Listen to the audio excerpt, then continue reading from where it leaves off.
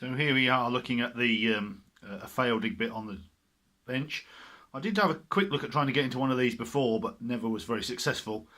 I made a bit more of a determined attempt today on one of the faulty ones I've got, and it's full up with this sort of like non-setting silicone. It's almost like slime, and this is almost semi-potted. This is like the lid that I've had to break out. Anyway, I managed to get that out, and we now have the inside of a failed power IGBT. It's still contaminated with quite a lot of this gunky silicone stuff, so I'm going to have to try something to get rid of that.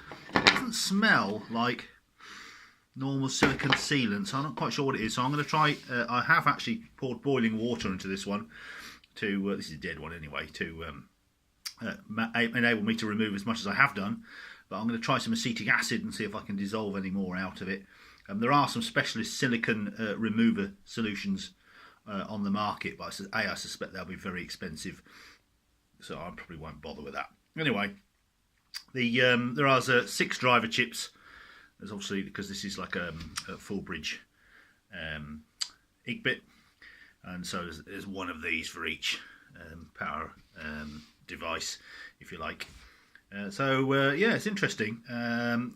The heat sensing device in this presumably is underneath, probably attached to the heatsink plate, but it's quite interesting to see what we've got so far, and there's obviously quite a lot of stuff going on this board. So if this just does fail with that over temperature fault, it locks out all the drive, so you cannot use the device if it has that fault. I have deduced that there are two of the wires from the IGBT to the VCM are analog temperature sensing wires. There's obviously an NTC operating, and that's operating correctly in these. I have tried heating one of these up with the heat gun, and that changes as expected in both the failed devices. But the failover temperature flag is still locked out, and they're obviously no good. So anyway, it's interesting to see what's inside one of these, and we shall keep researching.